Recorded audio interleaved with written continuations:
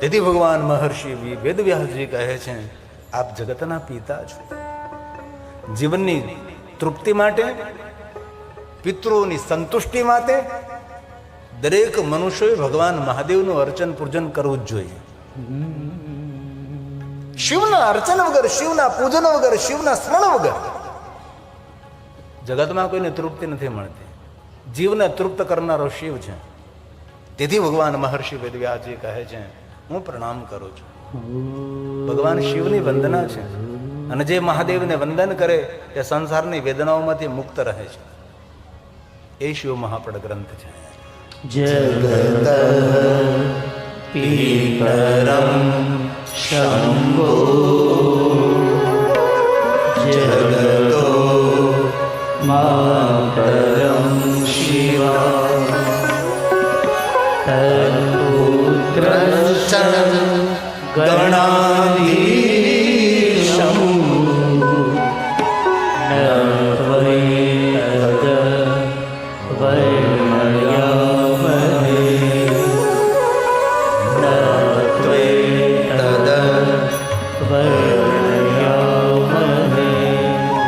વ્યાસજી ઊંચા હાથ કરીને કહે છે, હે ભગવાન મહાદેવ, હે મા ભવાની, ભગવાન ગણેશજી, તમારા ગુણોનું વર્ણન કરવું માટે હું સમર્થ નથી, હું અસમર્થ છું. ન તવે તદ વર્ણ્યા મહે, હું ગુણોનો વિસ્તાર કેવી રીતે કરી શકું? આપના ગુણ હું કઈ રીતે ગાઈ શકું? અસિત ગિરી સમમ સ્યાત કજ્જલમ સિંધુ પાત્રે. પુષ્પદંત મહારાજ, માતા શારદા નિરંતર દિવસ ને રાત્રિ, દિવસ ને રાત્રિ આ પુષ્પદંત મહારાજજીના સુંદર શબ્દો છે. અસિત ગિરિ સમમ કજ્જલમ સિંધુ પાત્રે. સમુદ્રનું જલ એકત્ર કરી એની શાહી બનાવવામાં, કલ્પવૃક્ષની ડાળે કલમ બનાવવામાં મા શારદા દિવસ અને રાત્રિ લખે તો પણ તદપી તવ ગુણા નામ. અસિત ગિરિ સમમ કજ્જલમ સિંધુ પાત્રે સુરતરુવર શાખા લેખની પત્ર મૂર્વી. પૂરી પૃથ્વી જેવડો કાગળ લેવામાં આવે તો પણ લિખતી અધિગૃહીત્વા શારદા સર્વકાલમ તદપિ તવ ગુણાના મીશ પારં નયતિ. તદપિ તવ ગુણાના મીશ પારં નયતિ. ભગવાન વ્યાસજી કહે છે, હું સમર્થ નથી, હું અસમર્થ છું.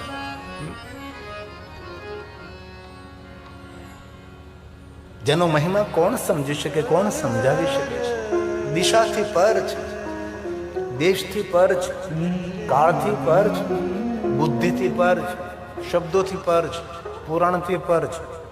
જે વસ્તુ પુરાણ સાથે જોડાયેલી હોય તો તેને સમજી શકાય, જે વસ્તુ શબ્દો સાથે જોડાયેલી હોય તો તેને પણ સમજી શકાય છે, જે વસ્તુ બુદ્ધિ સાથે જોડાયેલી હોય તો પણ સમજી શકાય છે, જે વાત વિચારો સાથે જોડાયેલી હોય તો પણ સમજી શકાય છે. પણ જે વસ્તુ સર્વથી પાર હોય એને કઈ રીતે સમજી શકાય? તેથી પુષ્પદંત મહારાજ, અને કોઈ એમ કહે કે હું મહાદેવનો પરમ ભક્ત છું, અને પુષ્પદંત મહારાજથી જો પરિચિત ન હોય તો એ પૂર્ણ શિવ ભક્ત તો નથી. સંપૂર્ણ પૂર્ણ કોણ મહાદેવનો ભક્ત છે? પુષ્પદંત મહારાજથી પરિચિત છે. મહિમ્ન પારંતે પરમ વિદુષો યત્ર સદૃશી સ્તુતિર બ્રહ્માદિના મપિ તદવસન્નાસ્ત્વયિ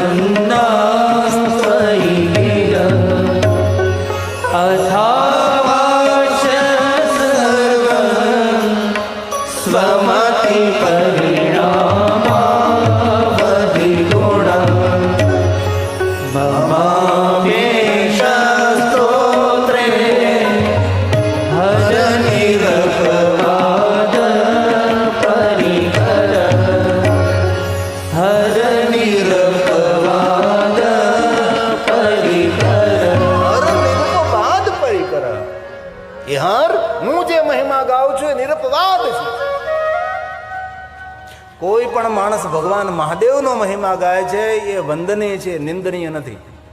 જેની જે ભાષા, જેની પાસે જેટલા શબ્દ ભંડોળ, જેમની મતિ, એ પ્રમાણે ભગવાન મહાદેવનો મહિમા જે ગાય છે એ નિરપવાદ છે. એ નિંદનીય નથી, એ વંદનીય છે. તેથી પુષ્પદંત મહારાજ કહે, બ્રહ્માદિક દેવતાઓ પણ આપનો મહિમા ન ગાઈ શક્યા, દેવતાઓ પણ આપનો મહિમા ન ગાઈ શક્યા, તો હું કઈ રીતે ગાઈ શકું? નાંતમ દેવા વિજાનંતી, કોઈ દેવતાઓ પણ આપનો મહિમા સંપૂર્ણ પૂર્ણ ગાઈ શકતા નથી, તો હું કઈ રીતે ગાઈ શકું? નિરપવાદ છે. એ હર પરિકર કમર કસીને મહિમા ગાઉં છું. મારી બુદ્ધિ કોઈ જગ્યાએ લટકે ભટકે છે, મારા વિચાર કોઈ જગ્યાએ લટકી રહ્યા છે, મારું ચિત્ત કઈ અન્ય સ્થાનો પર ભટકી રહ્યું છે, હું તમારો મહિમા ગાઉં નહીં. નહીં, સંપૂર્ણ મારા મનના વિચારો, મારા મનના તરંગો આપને સમર્પિત બનીને હું આપનો મહિમા ગાઉં છું. એવું પુષ્પદંત મહારાજે કહ્યું છે. કમર કસીને મહિમા ગાઉં છું, એવું ભગવાન બોલ્યા છે. કેટલી સુંદર વાત છે, નિરપવાદ. ઘણા લોકો મહાદેવને એવું કહે, મહાદેવ ભોળા ના, બહુ ભોળા ભગવાન. ભોળો કહી શકે હોઈ શકે? ભોળો માણસ ઘરના રોટલા ન કાઢી શકે. મહાદેવ સૃષ્ટિનો સર્જક છે, સૃષ્ટિનું સંચાલન કરે છે, સૃષ્ટિની રક્ષા કરે છે, અનંત કોટી બ્રહ્માંડનો સર્જક છે. એ ભોળો હોઈ શકે છે? ઘણા લોકો તેમ કે બિચારા ભોળાના. અરે શિવ સ્વયં ભોળો છે. ભગવાન શિવ ભોળો નથી, પણ આ દુનિયામાં જે ભોળાન ભલા માણસો છે એમનો ભગવાન છે. તેથી તેને ભોળાનાથ કહીએ છીએ આપણે. ભોળો પણ છે ને ભલમનચાઈથી ભરેલો છે, એટલે એમનો ઈષ્ટ છે, એટલે ભોળાનાથ કહીએ છીએ. સ્વયં શિવ ભોળો. મહાદેવને એવા સમાજની સામે પ્રદર્શિત કર્યા કે આ મહાદેવને કઈ ખબર જ નથી પડતી. નહીં, જરૂર સજ્જન માણસનો ભોળપણ તેનો શણગાર હોય છે. એને ખબર હોય કે આ માણસ મારી સાથે બનાવટ કરે છે, પણ આંખ આડા કાન કરનારો માણસ સજ્જન હોય છે. સામેના માણસની મનોવૃત્તિ જાણનારો માણસ હોય છે. કોઈ સજ્જન પુરુષો ગડાયો માણસ હોય, તેનું ભોળપણ, તેની સરળતા, તેની ભલમંચાઈ એ મનુષ્યનો શિંગાર છે. એ કોઈના કાન કાપે નહીં. એ જાણતો છતાં અજાણ રહે, એની શોભા છે, એની ઓળખાણ છે. ભલમંચાઈમાં રત રહે છે, ભોળપણ જેની શોભા છે, એમનો ભગવાન ભગવાન મહાદેવ છે. નિરપવાદ પરિકર. આપનો મહિમા અનંત છે, અતીત. અતીત એટલે ભૂતકાળ નહીં, ભૂતકાળનો ભૂતકાળ. સૃષ્ટિનો પ્રારંભ થયો તે પહેલાનો સમય, સૃષ્ટિનું સર્જન થયું તે પહેલાનો સમય, તેને અતીત. ઘણા લોકો નથી વાતો કરતા કે કોઈના અતીતને યાદ ન કરે. અરે પણ મનુષ્યનું અતીત હોય જ નહીં. મનુષ્યનો ભૂતકાળ હોય, અને મેરા પછી સારા કર્મો ન કરે, ભૂત થાય. અતીત સૃષ્ટિનો હોય છે. તેથી ભગવાન મહાદેવ માટે કહ્યું છે પુષ્પદંત મહારાજ, અતીત અતીત પંથાનાં, દરેક પંથોથી પર છે. નથી કોઈ સંપ્રદાયના પંથમાં, નથી કોઈ વિચારધારાના પંથમાં. પંથ મતલબ રસ્તો, પંથ મતલબ રોડ, પગદંડી, કેળો, માર્ગ. એક અર્થે પણ લઈને પંથ એટલે સંપ્રદાયની પરંપરા. તમે ક્યાં પંથમાં જો ભાઈ? સર્વ પંથોથી પર એ શિવ છે. અમને દસનામોને પણ અતીત બાબાજી કહેવામાં આવે. એ ઉપનામ આપ્યું છે અતીત બાબાજી.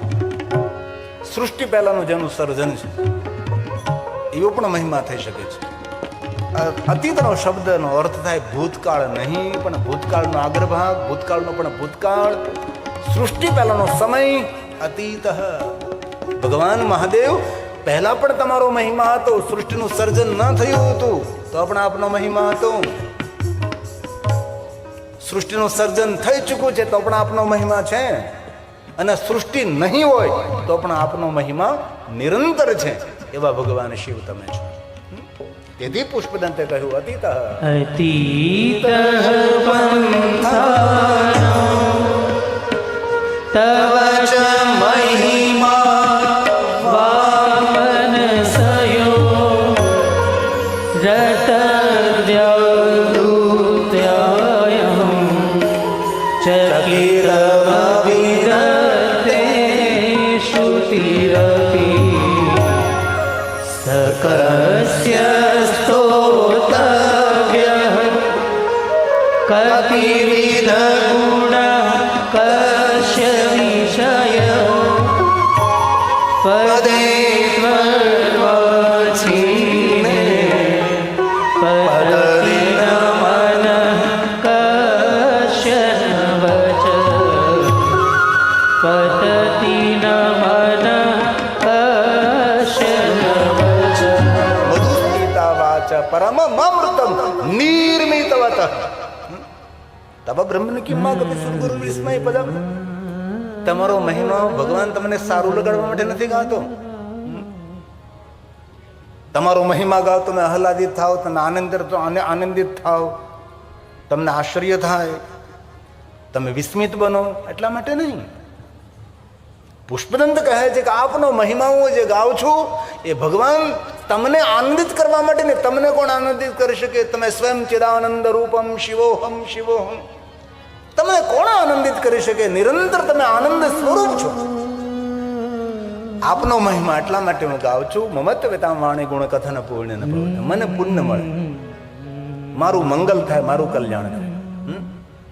આ કથા 3 કલાક શા માટે સાંભળીએ છીએ? ભગવાન માટે. ઘણા લોકો એમ નથી કે ભગવાન માટે કથા સાંભળવી જોઈએ, ભગવાન માટે દીવો કરવો છે. ભગવાન માટે તું શું દીવો કરવાનો? તારા માટે આકાશમાં સૂર્યનારાયણ જેવો મોટો દીવો પ્રગટ કર્યો છે.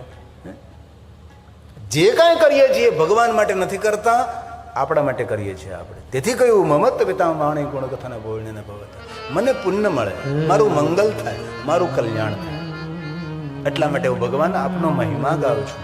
પુષ્પદંત મહારાજે પણ શરણાગતિ, બ્રહ્માનંદ સ્વામીએ પણ શરણાગતિ, ઋષિ મુનિઓની શરણાગતિ, દેવતાઓને શરણાગતિ. ભગવાન વ્યાસ તો ઊંચા હાથ કરીને કહે છે નામતમ દેવા ન તવે તદે વર્ણિયા મહે. હું નથી જાણતો, હું નથી સમજી શકતો. ભગવાન શિવની વંદના થઈ, માતા ભવાનીની વંદના થઈ, ભગવાન ગણેશજીની વંદના. હવે કથા તો મહાદેવની છે, ગણેશજીને વંદન કરવાની શું જરૂર હતી? પણ ભગવાન મહર્ષિ વેદવ્યાસજીએ ગણેશજીને છોડ્યા નથી.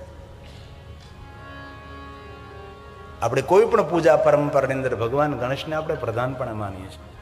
અમારા બ્રાહ્મણો પણ પૂજા કરાવે ત્યારે પ્રથમ તો ભગવાન ગણેશ જ. ભગવાન ગણેશથી જ પ્રારંભ થાય. કોઈ પણ પરંપરા હોય તો એમાં ગણેશજી નહીં તો પરંપરા નહીં, આડંબર છે. આપણી પૂજાની અંદર જો ભગવાન ગણેશ ન હોય તો તમારી પૂજા અધૂરી છે. ગણેશ વગર બધા જ કાર્યો અધૂરા છે. ભગવાન શિવ અને પાર્વતીએ જેને અધ્યક્ષ પદ આપ્યું છે અને વચન અને વરદાન આપ્યું છે એ વિશ્વના કોઈ પણ દેવી દેવતાઓની પૂજા અર્ચન થશે, ગણેશજી તમને પહેલા યાદ કરવામાં આવશે. એ ભગવાન ગણેશ. હરિ ઓમ ગણાનાં ત્વા ગણપતિ ગુમ હવામહે પ્રિયાણાં ત્વા પ્રિયપતિ ગુમ હવામહે નિધિનાં ત્વા નિધિપતિ ગુમ હવામહે વસો મમ આહમ જાની ગર્ભધમાત્મજાસી ગર્ભધમ લંબોદરા જગતિતા નાગન હાથીનું મસ્ત વિઘ્નેશ્વરાય વરદાય સુરપ્રિયાય. દેવતાઓને બહુ વાલા ગણેશ. કોઈનું ખંડન નથી કરતો, પણ ઘણી બધી વિચારધારાઓ ભારતમાં છે જેની પૂજામાં ગણેશ નથી. એ વિચારધારાઓ એવા સંપ્રદાયના નામ પણ હું આપી શકું છું, પણ અમારી ભગવાન વ્યાસની પીઠ છે. આ કોઈનું મારે ખંડન, કોઈની નિંદા ન કરાય. પણ સમજી જવું જોઈએ કે ભારતની સનાતની પરંપરામાં આપ હો તો ગણેશને છોડવા નહીં જોઈએ. દેવતાઓને જે વહાલા છે એ ભગવાન ગણેશ છે. વિઘ્નોને દૂર કરનાર નહીં, પાછું મંગલ કરનારા પણ ભગવાન ગણેશ છે. વિઘ્નેશ્વરાય અને વરદાન આપનારા ગણેશ છે. વિઘ્નેશ્વરાય વરદાય સુરપ્રિયાય લંબોદરાય સકલાય જગદિતાય નાગાનનાય નાગ એટલે હાથી. ઘણા લોકો જે નાગાનાય હાથીનું મસ્તક ધરાવનાર. અમારા વિદ્વાન સંસ્કૃત આચાર્ય એમ કહે હાથીનું એક નામ સંસ્કૃતની અંદર નાગ પણ છે. આટલી બધી શબ્દ ભંડોળથી ભરેલી ગર્વિત ભાષા સંસ્કૃત છે જેનો કોઈ પાર પામી જ ન શકે. આટલા પર્યાય શબ્દો આની અંદર આવેલા છે. એટલે હાથીનું મસ્તક ધારણ કરનારા ભગવાન ગણેશ છે. નાગાનનાય શ્રુતિયજ્ઞ વિભૂષિતાય ગૌરીસુતાય ગણનાથ નમો નમસ્તે ગૌરીસુતાય ગણનાથ નમો નમસ્તે. હે જગતના માતા પિતા ભગવાન શિવ, હેમા ભવાની પ્રણામ કરું છું. જગત પિતરમ શંભુ જગત માતરમ શિવામ. આપણા સૌના માતા પિતા ભગવાન શિવ અને શક્તિ છે. કોઈ વાતને નકારી ન શકે. અકાટ્ય વાત છે. અને રોજ આપણે ભગવાન સામે બોલીએ ને તમે છે માતા પિતા, એ કોના માટે બોલાણું છે ભાઈ? ભલે તમે રામ સામે બોલી શકો, કૃષ્ણ સામે બોલી શકો છો, માતાજી સામે બોલી શકો છો, તમારા જે ઈષ્ટદેવ હોય એની સામે બોલી શકો છો, પણ ખરેખર એ બોલાણું હોય તો મહાદેવ માટે બોલાણું છે. એવો વિરોધ નથી કરતો હું કે તમે કોઈની સામે ન બોલી શકો, પણ તમે ગર્ભિત દ્રષ્ટિથી જુઓ તો એ ભક્ત ભગવાન મહાદેવ માટે ગવાણું છે, ભગવાન શિવ માટે કહેવાનું છે. આપણી પ્રાર્થનામાં આપણા બાળકોને પણ આવડતું હોય ને તમે છો માતા છો પિતા, અને એટલું ના આવડતું હોય તો પાદરમાં કૂવો છે. એટલું જો આપણને ન આવડતું હોય તો આપણી જાત પ્રત્યે આપણને ધિક્કાર થવો જોઈએ. મને એટલું નથી આવડતું, મને એટલું જ્ઞાન નથી, આટલી નાનકડી પ્રાર્થના મને નથી આવડતી. આપણી જાત પ્રત્યે આપણે નમ્રત થવી જોઈએ.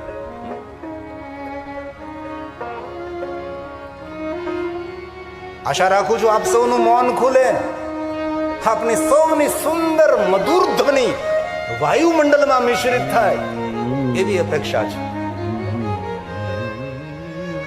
ભલે તમને ન આવડતું તો ગભરાવાની જરૂર નથી. લિપ મોમેન્ટ કરજો, ઓઠ ફફડાવજો. મને સંતોષ થાય કે કમસે કમ એટલું તો આવડે છે. ને ઓઠ ફફડાવા, ખોટું ખોટું લિપ મોમેન્ટ, અભિનય કરો, હે ને. ત્વમેવ માતા ચ પિતા બોલીએ ત્વમેવ બંધુ ચ સખા ત્વમેવ વિદ્યા દ્રવિણો ત્વમેવ ત્વમેવ સર્વં મમ દેવ દેવ ત્વમેવ સર્વં મમ દેવ દેવ. અંતિમ પંક્તિ કયું સૂચન કરે છે? છેલ્લી પંક્તિ આપણને કયું સૂચન કરે છે? શું કહ્યું? જરા ધ્યાન દીજે.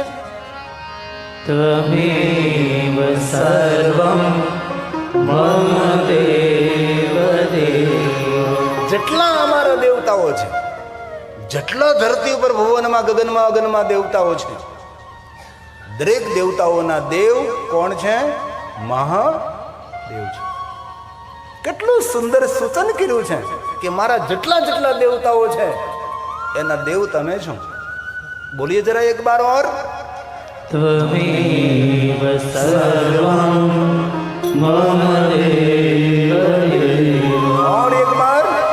ત્વમેવ સર્વં મમ દેવ દેવ. હવે ભગવાન મહર્ષિ વેદવ્યાસજી કથાનો પ્રારંભ કરે છે. પણ કથાનો હેતુ કયો છે આપણો? શિવ પ્રાપ્તિર ભવે. આપણું ચિત્ત, આપણું મન ભગવાન શિવના ચરણોમાં સમર્પિત થાય. ધન, સંપત્તિ, વૈભવ, જમીન, જાગીર આપણા કોઈ શ્રેષ્ઠ કર્મોનું ફળ છે, પણ શ્રેષ્ઠ પરમાત્માની કૃપા છે. આપણું ચિત્ત, આપણા વિચારો, આપણું મન ભગવાન શિવના ચરણોમાં રહે. તન, મન, જીવન ભગવાન શિવને અર્પણ કરીએ. આપણે કથાનો ઉદ્દેશ કયો હોય એ જ હોય. કથા સાંભળવાથી આપણું ચિત્ત, મન, આપણા વિચારો ભગવાનને અર્પણ થવા જોઈએ. ઋષિમુનિઓ શિવ મહાપુરાણમાં કહ્યું છે, અમારું એક જ લક્ષ્ય છે, શિવ પ્રાપ્તિ ભવે. અમને મહાદેવ કઈ રીતે મળે? તો કઈ રીતે મળે? શ્રવણ પ્રીતિ લાલસા. જેને કથા સાંભળવામાં પ્રીતિ હોય, જેને કથા સાંભળવાની લાલચ હોય. ઘણા માણસો કથા પ્રેમી હોય છે, સંપૂર્ણ કથા પ્રેમી હોય છે. એમને કથા બહુ ગમે, કથા સાંભળવી ગમે, તેને સત્સંગ ગમે, તેને સંતો ગમે, તેને સદગુરુ ગમે. અને તમે સૌ તો કેટલા ભાગ્યવાન, કાવો પવિત્ર મહાપુરુષ જેની જ્યોત જાગે છે હરિસંગ સાહેબની, અને એની પરંપરામાં આટલા સરળ માણસ, આટલા પરોપકારી જનક સાહેબ આપણને મળ્યા છે. એનાથી વધારે પરમાત્માની કૃપા કયા આપણા ઉપર કહેવાય? અને એમના પુણ્યને કારણે આપણને અવસર પ્રાપ્ત થયેલો છે. મને કાલ કોઈ વિદેશમાંથી ફોન કરીને પૂછતું હતું કે જે કથા સાંભળે એ રાજા ને રાણી છે. બધું રાજા નથી, રાજાનો રાજા છે, મહારાજ છે. મેં કીધું તમારા ક્ષત્રિયનો શણગાર ને વેશ એવો હોય કે રાજાને રાણી જેવા લાગે. અમારા બા પણ રાણી સાહેબ જેવા લાગે. અમારા બાપુ જનક સિંહ સાહેબ પણ રાજા જેવા લાગે. તો મને કાલે વિશેષ પૂછતું હતું કે રાજાની જેમ બેઠા છે. મેં કીધું એના સાનિધ્યમાં રાજા આવે ને તો નીચે બેસીને પ્રણામ કરે, એ રાજા છે અમારો. કારણ કે લોકોને પ્રશ્ન થાય ને કે વિશેષ પ્રકારે ગાદી લાગી છે, વિશેષ પ્રકારે ક્યાંય ઉપસ્થિત છે. આપણને સૌને ખબર હોય કે ગાદીપતિ કોને કહેવાય, મહંતશ્રી કોને કહેવાય, મહંતશ્રીની પરંપરા શું હોય, સદગુરુની પરંપરા શું હોય, એ આપણે સૌ જાણીએ છીએ. કે વિદેશમાં રહેતા ભારતથી વંચિત, ભારતના વિચારોથી વંચિત એ લોકોને ઘણી ખબર નથી.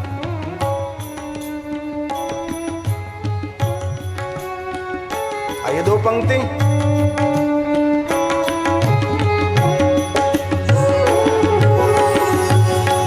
मन में जीवन में शिव है, जप ले मनवा नमः शिवाय, जप ले मनवा नमः शिवाय. तन मन में जीवन में शिव है, जप ले मनवा नमः शिवाय, जप ले मनवा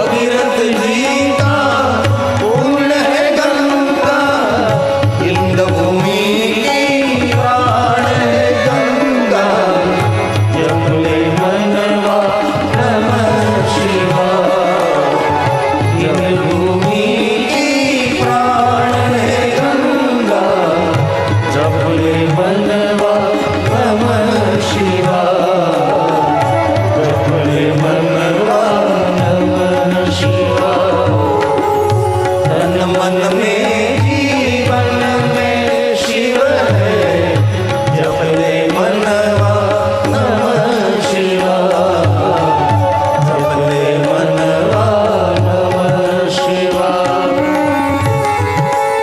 હે મહાદેવ, હે મહાદેવ, બાબા को याद करे, कोई फरियाद नहीं रहे जीवन में, भगवान शिव को याद करे।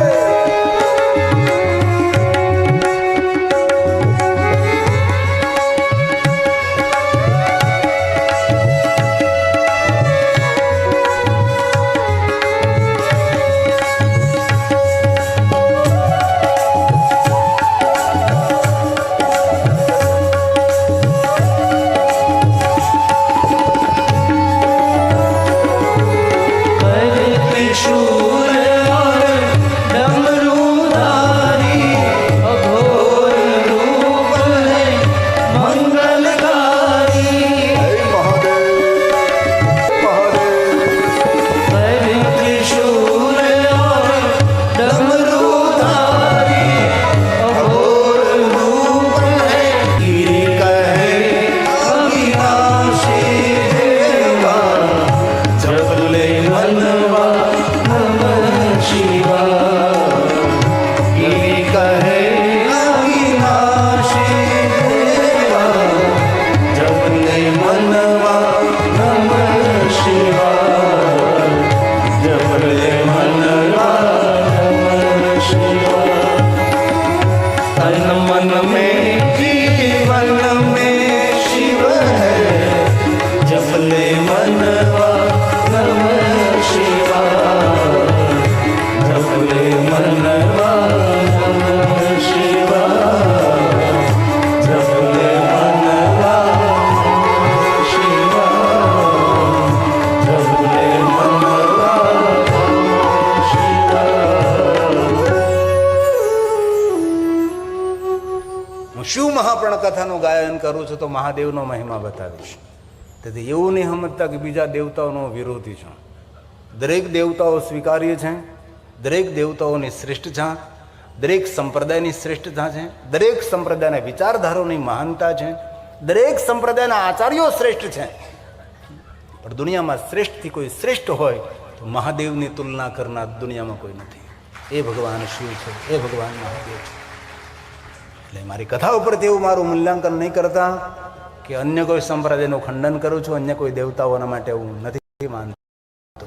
નહીં, શિવ મહાપ્રણ કથા કહું છું તો ભગવાન મહર્ષિ વેદવ્યાસજીએ જે કાંઈ કહ્યું છે એકદમ પ્રમાણ સાથે તમને કહેવાનો પ્રયાસ કરીશ. હવે કથાનો પ્રારંભ થાય છે. સુત પુરાણનું સુંદર સંબોધન થયું છે. હે મહાભાગ્યવાન, હે સુત મહાભાગ્યવાન. શયનકાદી ઋષિઓ કહે છે હે મહાભાગ, હે મહાભાગ. કથા સાંભળનાર ઋષિઓ વક્તાને આશીર્વાદ આપે છે. આપણે જાજા ભાગે તો એવું જોઈએ કે વક્તા સૌને આશીર્વાદ આપતા હોય, જેને કોથળા ભરીને લાવ્યો હોય આશીર્વાદના. વક્તા આશીર્વાદ નથી આપતો, શ્રોતા આશીર્વાદ આપે છે. કથા સાંભળનાર આશીર્વાદ આપે છે. વક્તા ખૂબ સુખી થાવ, ચિરંજીવો ભવ. જ્યાં સુધી ધરતી પર રહ્યો ત્યાં સુધી સૌને કથાનો લાભ મળતો રહે, એ શ્રોતાઓ આશીર્વાદ આપે છે. કથા સાંભળનાર આપે છે.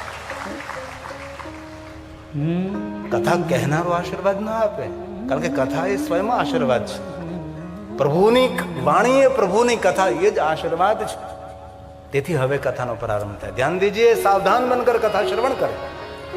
सूत सूत महाभाग, મહાભાગ મહાભાગ મહાભાગ. અને શિવ સાથે જે જે વસ્તુ જોડાણી છે તેને મહાશબ્દોથી સંબોધન કરીએ છીએ આપણે. શિવની પૂજા નહીં, શિવની મહાપૂજા. શિવની આરતી નહીં, મહાઆરતી. શંકર ભગવાનનો પ્રસાદ નહીં, મહાપ્રસાદ. મહાદેવનો ભક્ત ભાગ્યવાન નહીં, મહાભાગ્યવાન. કથા અદ્ભુત નહીં, મહાઅદ્ભુત. આમ કથા શિવની કથા સાંભળવાથી પુણ્ય ન મળે, મહાપુણ્યમ.